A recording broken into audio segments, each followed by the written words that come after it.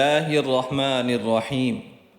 سید Islamic teacher کے بھائیوں اور بہنوں، السلام علیکم ورحمۃ اللہ وبرکاتہ۔ پیارے ناظرین، شروع اللہ کے بابرکت نام سے جو بڑا مہربان نہایت رحم کرنے والا ہے۔ لاکھوں کروڑوں درود و سلام حضرت محمد صلی اللہ علیہ وسلم پر اور ان کی آل پر۔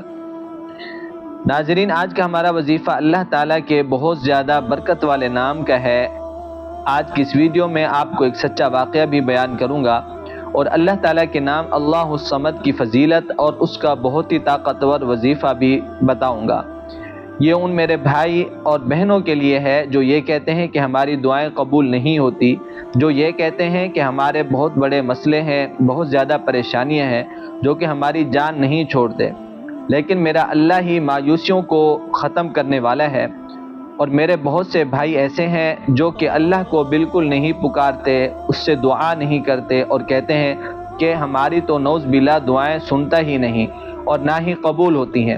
آج کا وظیفہ خاص میرا انہی بھائیوں کے لیے ہے اور جو یہ کہتے ہیں کہ ہمارا کاروبار نہیں چلتا، کئی میرے بھائی بہن کی شادی نہیں ہوتی، کوئی میرا بھائی یا بہن بے اولاد ہیں، خواہ دنیا کی کتنی ہی زیادہ مشکل کیوں نہ ہو، خواہ دنیا کی کتنی ہی بڑی خواہش کیوں نہ ہو، کتنی بڑی حاجت کیوں نہ ہو، انشاءاللہ اللہ کے بابرکت نام اللہ الصمد، جس کا معنی ہے اللہ بے نیاز ہے، اس کی برکت سے وہ پوری ہوگی۔ لیکن آپ نے یقین دھیان کے ساتھ اس کو کرنا ہے اور جیسے میں بیان کروں گا اسی طرح آپ نے کرنا ہے۔ اور جو میرے بھائی یہ وظیفہ کریں تو نیچے کمنٹس میں اپنا نام لکھ دیں، کیونکہ میں بھی خصوصاً اپنی دعا میں اس بھائی یا اپنی بہن کو یاد کروں گا ان کا نام لے کر۔ وہ کیا کسی شاعر نے خوب کہا ہے کہ ضائع نہ کر الفاظ اپنے ہر کسی کے لیے، خاموش رہ کر دیکھ تجھے سمجھتا کون ہے۔ پیارے بھائیوں اور پیاری بہنوں، جس اللہ نے ہمیں پیدا کیا ہے وہ اللہ ہمیں سنتا بھی ہے اور وہ ہماری دعائیں بھی قبول کرتا ہے۔ ہر چیز اس کے قبضے قدرت میں ہے۔ پیارے بھائیوں اور پیاری بہنوں، تقدیر کا لکھا اٹل ہے، لیکن حدیث مبارکہ کی روشنی میں دعا وہ واحد عمل ہے جو تقدیر کو بدل دیتی ہے۔ یہ میرے پیارے آقا صلی اللہ علیہ وسلم نے فرمایا ہے، اللہ تعالیٰ اپنے کسی نیک بندے کی دعاؤں کے طفیل کسی بھی بندے کی تقدیر کو بدل دیتے ہیں۔ اسی سے متعلق آپ کو ایک سچا واقعہ بھی بیان کرتا ہوں۔ اللہ تعالیٰ کے محبوب پیغمبر حضرت موسیٰ علیہ السلام، جن کو موسیٰ کلیم اللہ کہا جاتا ہے کیونکہ وہ اللہ سے ہم کلام ہوتے تھے، اور یہ بھی کہا جاتا ہے کہ حضرت موسیٰ علیہ السلام وہ واحد پیغمبر ہیں جن کو کوہ طور پر ہم کلام ہونے کا شرف حاصل ہوا۔ ایسے ہی ایک بار کوہ طور کی طرف حضرت موسیٰ علیہ السلام جا رہے تھے کہ راستے میں دیکھا ایک عورت زار و قطار رو رہی ہے۔ حضرت موسیٰ علیہ السلام نے اس عورت سے رونے کی وجہ پوچھی تو اس نے جواب دیا کہ مجھے بچہ پیدا نہیں ہوتا، میں بے اولاد ہوں، میری کوئی اولاد نہیں ہے، اور لوگ مجھے تانے دیتے ہیں، باتیں سناتے ہیں، بانجھ ہونے کے تانے ملتے ہیں۔ آپ اللہ سے ہم کلام ہوتے ہیں، آپ میرے بارے میں اللہ سے پوچھیں کہ میری اولاد ہوگی یا نہیں، میں یہاں پر اسی آس پر بیٹھی ہوئی تھی۔ حضرت موسیٰ علیہ السلام نے فرمایا کہ میں تیرا یہ کام ضرور کروں گا، اور پھر کوہ طور کی طرف روانہ ہو گئے۔ اور جب کوہ طور پر اللہ سے ہم کلام ہوئے، اس کے بعد آپ نے اس عورت کے متعلق دریافت کیا کہ اس عورت کی اولاد ہوگی یا نہیں، اگر ہوگی تو کتنی ہوگی؟ تو اللہ تعالیٰ نے جواب دیا کہ اے موسیٰ، تقدیر میں لکھا ہوا ہے کہ اس عورت کی اولاد نہیں ہوگی، اور اسے کہیں کہ وہ اس آزمائش پر صبر کرے۔ اور جب موسیٰ علیہ السلام نے یہ جواب سنا تو بہت رنجیدہ ہوئے اور واپس پلٹے، تو دیکھا وہ عورت بیٹھی ہوئی ہے اپنی بات کا جواب سننے کے لیے۔ تو موسیٰ علیہ السلام نے اسے بتایا کہ تمہاری اولاد نہیں ہوگی، تو زار و قطار رونے لگی۔ حضرت موسیٰ علیہ السلام نے اس کو تسلی دی اور فرمایا کہ اس میں بھی حکمت ہوگی کوئی نہ کوئی، بس صبر کرو، یہ اللہ کی دین ہے، جس کو چاہے بیٹے دے، جس کو چاہے بیٹیاں دے، جس کو چاہے دونوں دے، جس کو چاہے کچھ نہ دے۔ کچھ عرصہ گزرنے کے بعد ایک درویش اللہ والے کا اس عورت کے گھر کے پاس سے گزر ہوا، تو اس درویش کو بھوک لگی ہوئی ہے۔ اس عورت کے کانوں میں درویش کی آواز آئی کہ بھوکا ہوں۔ اس عورت نے اس اللہ والے کو کھانا دیا، خوب کھایا۔ جب وہ اللہ والا کھانا کھا چکا تو اس نے اس عورت کو اولاد کے لیے دعا دی۔ تو اللہ نے اس درویش کی دعا کو قبول فرما لیا اور اس بانجھ عورت کو اللہ نے اولاد کی نعمت عطا فرمائی۔ سبحان اللہ۔ بحوالہ حیات الانبیاء واقعات۔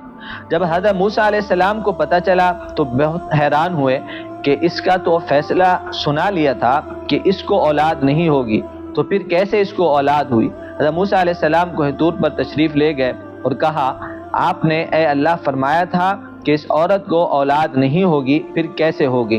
یہ سن کر اللہ تعالیٰ نے فرمایا اے موسیٰ جاؤ ایک پلیٹ میں انسانی گوشت پیش کرو۔ تو موسیٰ علیہ السلام اللہ تعالیٰ کا پیغام سن کر کوہ طور سے واپس بستی کی طرف لوٹ آئے اور ہاتھ میں چھری لی اور بستی والوں کو فرمایا کہ کون ہے ایسا شخص جو اللہ کے اس حکم پر اپنے جسم کا گوشت کاٹ کر دے؟ تو ہر کوئی یہ بات سن کر حیران پریشان ہو گیا اور کوئی بھی راضی نہیں ہوا کہ وہ اپنے گوشت کو کاٹ کر حضرت موسیٰ علیہ السلام کو دے جس کا اللہ نے ان کو حکم دیا تھا۔ حضرت موسیٰ علیہ السلام واپس کوہ طور پر جانے لگے۔ راستے میں ایک بزرگ پر نظر پڑی جو کہ اکیلا بیٹھا ہوا تھا اور ذکر میں مصروف تھا۔ حضرت موسیٰ علیہ السلام پاس جا کر اس اللہ والے سے یہ بات ذکر کی کہ اللہ کا حکم ہے کہ میں انسانی گوشت لے کر اللہ کے پاس جاؤں۔ پہلے دوستو مختلف روایت میں یہ واقعہ مختلف طریقے سے ذکر کیا گیا ہے۔ حضرت موسیٰ علیہ السلام کو اس اللہ والے نے کہا اللہ کو کون سا گوشت پسند ہے، اور ایک جگہ آتا ہے کہ اس اللہ والے نے اپنے بازو کا گوشت کاٹ کر حضرت موسیٰ علیہ السلام کو دے دیا اور کہنے لگا پتہ نہیں اللہ کو کون سا گوشت پسند ہے، میں نے تو اپنے بازو کا گوشت آپ کو کاٹ کر دے دیا۔ اور پھر وہ بزرگ ذکر میں مشغول ہو گیا۔ حضرت موسیٰ علیہ السلام کوہ طور پر تشریف لے گئے اور اللہ سے ہم کلام ہوئے اور وہ پلیٹ سامنے رکھ دی۔ اللہ تعالیٰ نے پوچھا اے موسیٰ کس کا گوشت لائے ہو؟ حضرت موسیٰ علیہ السلام نے جواب دیا کہ فلاں بزرگ۔ تو اللہ تعالیٰ نے فرمایا اے موسیٰ یہ بندہ میرے عشق میں اس حد تک ہے کہ اپنے جسم کا گوشت کاٹ کر دے دیا، تو جو میرا بندہ اتنا مجھ سے عشق کرے گا تو جب وہ دعا کرے گا تو میں کیسے قبول نہیں کروں گا؟ اے موسیٰ اس نے اس عورت کے بارے میں دعا کی تھی تو میں نے اسے اولاد عطا کی، جبکہ اس کی تقدیر میں اولاد نہیں تھی، اس دعا کی وجہ سے میں نے اولاد دی۔ پیارے بھائیوں اور بہنوں، وظیفے کا طریقہ آپ سماعت فرما لیں۔ جب عشاء کی اذان ہو جائے نماز پڑھیں اور پھر ایک جگہ تنہائی میں بیٹھ کر خوشبو بھی لگا لیں۔ آپ نے اللہ الصمد کا ذکر کرنا ہے۔